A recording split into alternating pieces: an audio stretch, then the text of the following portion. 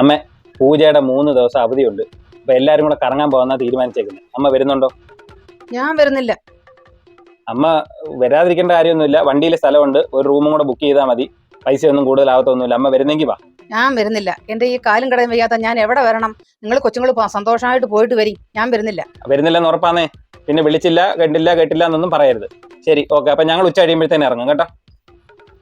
എല്ലാത്തിനും ഞാൻ പോക്കിത്തരാം. സമാധാനപ്പെടും. എന്റെ കയ്യിലാണോ പണിയില്ലാത്ത. അമ്മമ്മ ഞങ്ങൾ ഇറങ്ങുവാണേ. പോവാ മക്കളെ. അമ്മമ്മയുടെ കാൽ ഒട്ടും വയ്യ. അമ്മമ്മയുടെ കാൽ ഭയങ്കര നീര്. എന്നിങ്ങനെ പോയാലെങ്ങനെ മക്കളെ? അപ്പോഴും മക്കളെ അന്നേരം പോകണ്ടെന്ന്. അപ്പൊ ഞാൻ റെഡി. വാ നമുക്ക് ഇറങ്ങാം. ഇനി താമസിക്കണ്ട. അപ്പേ ഇന്നത്തെ പോക്ക് നടക്കത്തില്ല. അമ്മമാറിന് അമ്മമ്മയുടെ കാല് വയ്യ, ഇനി നമ്മള് പോകണ്ടാന്ന്. എല്ലാ തവണ ഇതുപോലെ. ഇത്തവണ നടക്കത്തില്ല. എത്ര ആഗ്രഹിച്ചാന്നറിയാമോ മനുഷ്യൻ? ഇത്തവണ നമ്മൾ പോകാൻ ആഗ്രഹിച്ചാണെങ്കിൽ നമ്മൾ പോവും. അതിനുള്ള വഴി ഞാൻ കണ്ടിട്ടുണ്ട്. നിങ്ങൾ വാ അമ്മേ. അന്നേരം ഞങ്ങൾ ഇറങ്ങുവാന്നേ. നിങ്ങൾ പോവുകയാണോ? ഈ കാല് വയ്യാത്ത എന്നെ വിട്ടിട്ട് നിങ്ങൾ പോവുകയാണോ? അന്നേരം എന്റെ കാര്യങ്ങളൊക്കെ ആര് നോക്കും? അമ്മ ഒന്നുകൊണ്ടും വിഷമിക്കണ്ട. ഞാൻ കുഞ്ഞമ്മ എടുത്ത് വിളിച്ച് വരാൻ പറഞ്ഞിട്ടുണ്ട്. കുഞ്ഞമ്മ 3 ദിവസം ഇവിടെ കാണും.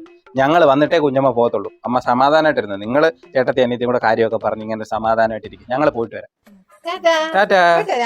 ഷോ നാശം. വെറുതെ ഞാൻ അഭിനയിക്കണ്ടായിരുന്നു. ഇനി ഈ 3 ദിവസം ഈ നാശം പിടിച്ചവളെ ഞാൻ എങ്ങനെ സഹിക്കും? ഒരു നേരം അല്ലെങ്കിൽ ഒരു നേരം അവളെ നാക്ക് വായിൽ അടങ്ങി കിടക്കത്തില്ല. കഷ്ടം തന്നെ.